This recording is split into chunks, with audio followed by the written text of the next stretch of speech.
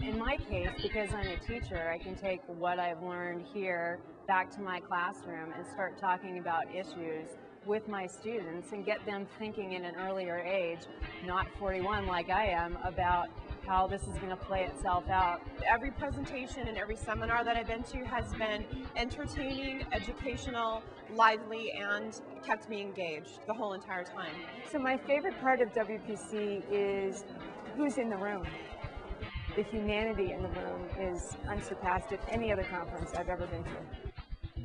I've learned a lot about myself. I've learned a lot about how I grew up, thinking about that in a much different way. Looking at my school differently, trying to figure out how I can make it a better place for the students, for the adults, for the administrators, for people in our community. I would encourage it for anyone. I was invited as part of the United to End Racism delegation. And I also have worked in the diversity field in higher education for about the past 10 years. I mean, we can speak and talk to one another and have dialogue and let other white folks know what it's like for a person of color.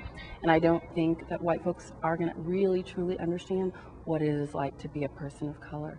But this conference gives you a glimpse, and it helps. I'm here to help create allies so that we can soon get to that place and that we need each other. I think that the kids who are here are starting to put the pieces together and see, okay, I'm 17 years old, but what do I want my world to look like when I'm 35?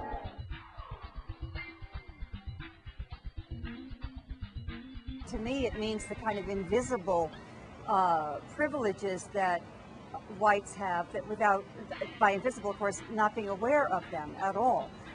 In the same way that there's a kind of invisible male privilege. You know, it's when you sort of take something for granted that you would not be able to take for granted if you were of a different gender or a different race. Knowing a whole lot of people who look just like you, and through that network, you're able to get better jobs, you're able to have those connections that sometimes people of color, especially because we don't have that history of owning things and being in charge, do not have the same advantages. I think it is a little provocative, but I think we take a lot of things for granted, and I think when you really stop and look at yourself and look at how you live on a day-to-day basis, the people that you interact with, I think it's very easy to unintentionally be part of the problem.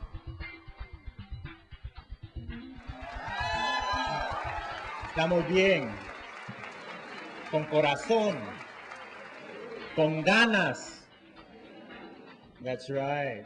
And for those of you who, might not speak Spanish, we're here to do some good work.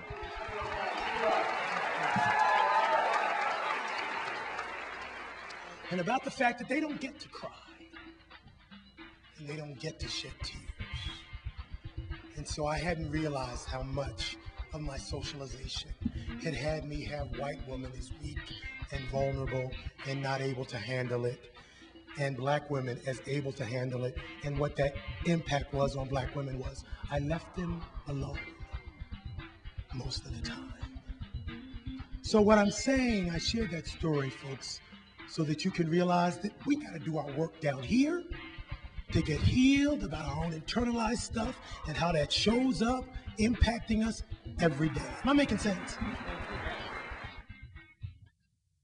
Some people have been sitting in the front of the bus for so long that they no longer feel that it is an unearned privilege.